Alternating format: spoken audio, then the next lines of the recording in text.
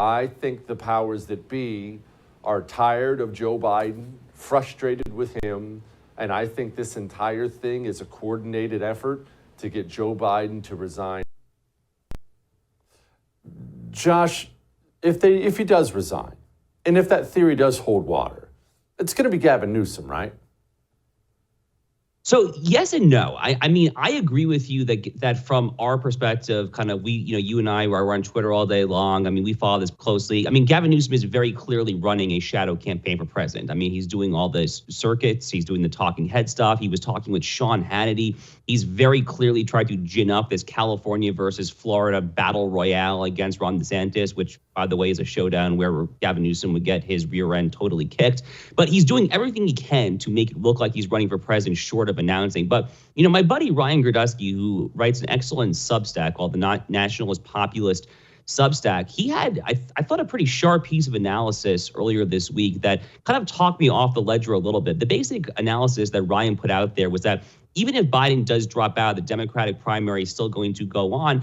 And, Kamala Harris, as much as you and I and, all of our colleagues in this space, Jesse, think that she is an absolute train wreck, she still is the vice president of the United States. And the polling does show that registered Democrats, if Biden were to drop out, Kamala would be the top choice for a plurality of voters. Gavin Newsom is somewhere around third or fourth in that hypothetical scenario. So, it would be an interesting contest, but I think Kamala would probably be the slight favorite, but Gavin could potentially catch her. Okay, but the system only cares about protecting itself. It cares about power, achieving more of it, and using its power against its enemies. It doesn't have any affection for Joe or Vice President Dome or Gavin Newsom. Why wouldn't they just tell her step aside? And if she says no, then they do what they always do. They pay her off. Okay, don't step aside just out of your goodwill. Have a $10 million a year corporate board job at some solar company or something like that, and then go on about your way. They're not going to risk the presidency on that personality-less hag.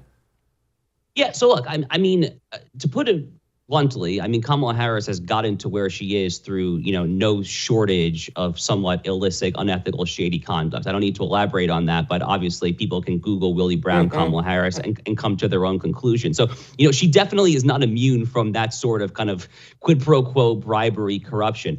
But here's the problem, Jesse. The problem is that black voters, who are probably the heart and soul of the Democratic Party's base right now, other than, white PhDs who live in very high income areas on the two coasts, black voters already tell pollsters that they are less excited to vote for Biden this time than they were in 2020. If you recall, it was actually black voters that saved Joe Biden back in 2020. He lost Iowa, and then he came in fifth place in the 2020 Democratic primary in New Hampshire. It was actually in South Carolina, which is home to a large black population in the Democratic primary in particular. It was South Carolina that saved Joe Biden. So, he's very dependent upon black voters. And Kamala Harris, I think, obviously, if the Democrats were to then nuke her, it would kind of be sticking a middle finger into the face of their black voters. And you and I may think that that's totally silly. It's identity politics, it's group politics, it's group grievances, it's intersectionality, it's wokeism, and it is all of that. It is all of that.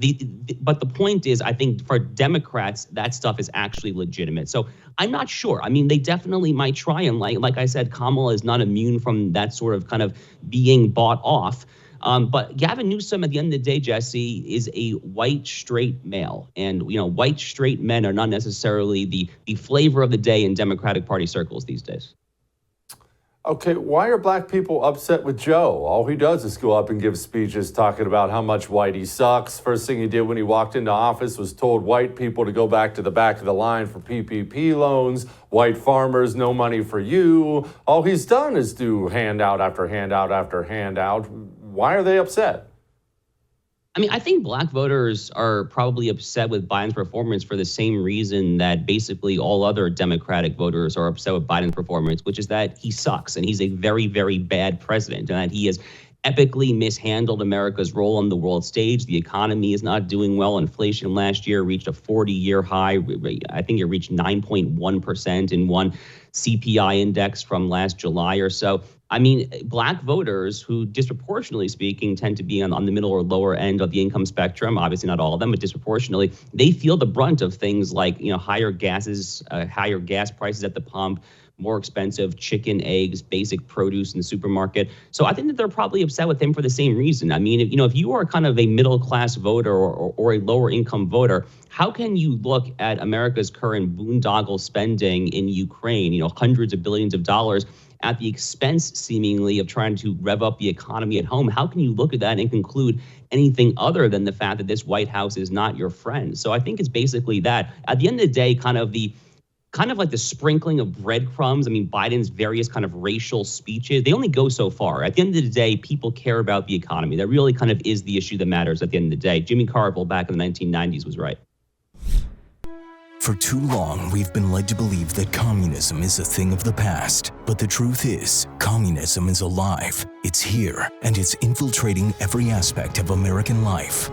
Introducing the Anti-Communist Manifesto by Jesse Kelly, the practical guide for patriots ready to defend our nation from its most dangerous enemy. Discover the shocking extent of communist infiltration in our education system, their alliance with American corporations, and the twisted truth behind environmentalism.